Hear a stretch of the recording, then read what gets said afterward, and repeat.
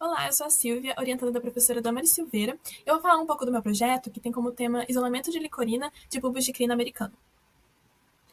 A família Amarilidaceae é uma família extensa e muito apreciada pela sua beleza. Essa família se destaca como uma fonte rica para a descoberta de agentes terapêuticos pela capacidade de sintetizar tipos únicos de alcaloides exclusivos que já demonstraram uma série de atividades biológicas.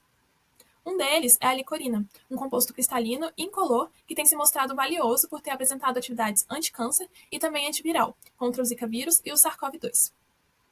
No entanto, o acesso a quantidades substanciais desse composto ainda é restrito. Nesse contexto, nosso grupo de pesquisa tem trabalhado com a planta crina americana e foi verificado que os bulbos contêm licorina como um dos alcaloides majoritários. Dessa forma, o objetivo desse trabalho foi explorar e fornecer uma visão abrangente do processo de isolamento da licorina a partir dos bulbos de crina americano, de forma que facilite a obtenção desse fármaco e então seja possível explorar ainda mais suas propriedades medicinais para o desenvolvimento de novos tratamentos.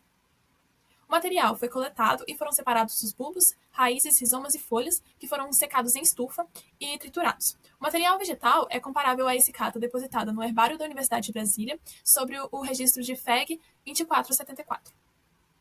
A partir do material vegetal dos bulbos, foi realizada a extração por etanol, em que este foi submetido à extração por acetona, resultando na obtenção de duas frações, uma solução amarela nomeada CaE2 e um resíduo branco nomeado CaE3.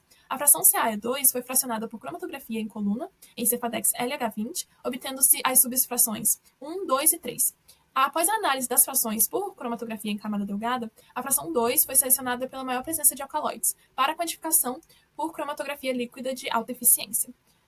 Também foi realizada a extração aquosa ácida, a qual foi obtido um lavado ácido, que foi neutralizado e submetido à partição líquido-líquido com acetato de etila, observando a separação em duas fases, fase orgânica e fase aquosa. A fase orgânica ela foi encaminhada para quantificação por HPLC. Nessa figura, podemos observar os diferentes cromatogramas obtidos por Clay. Em A, temos a fração CaE2,2 do extrato etanólico dos bulbos. Em B, o extrato ácido dos bulbos. Em C, a fração CaE2 do extrato etanólico das raízes. E em D, o padrão de licorina. A licorina ela aparece na amostra padrão, que é o D, a um tempo de 6,27 minutos. Na extração ácida, que é o B, em 5,22 minutos. Na fração CaE2,2 dos bulbos, que é o A, em 5,14 minutos. E na fração CaE2 das raízes, que é o C, em 5,12 minutos. Foi possível identificar a licorina a partir da coincidência com o espectro UV do padrão de licorina, a qual podemos observar nessa figura a sobreposição dos espectros UV, que demonstra a total coincidência desses com o do padrão da licorina. Os resultados observados da CLAI indicam que a presença da licorina foi substancialmente mais pronunciada na fração CaE2 comparado ao extrato ácido. E a fração CaE2 das raízes também apresentou um resultado próximo do da fração CaE2,2 dos bulbos, o que indica que as raízes também podem ser uma alternativa promissora para o isolamento da licorina. Dessa forma, podemos concluir que o processo de extração etanólica se mostrou consideravelmente mais eficaz para a obtenção da licorina em comparação com a extração ácida. A fração CaE2,2 do extrato etanólico dos bulbos foi submetida a um processo de cromatografia em fase reversa, o que resultou na obtenção de 4 subfrações denominadas A, B, C e D.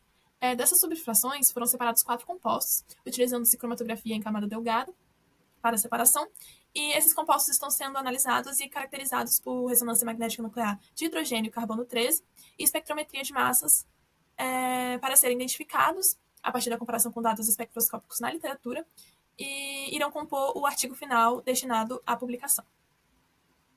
Dessa forma, a partir desse trabalho, foi possível comparar 2 métodos de extração visando a obtenção da licorina, a extração aquosa ácida e a extração com etanol.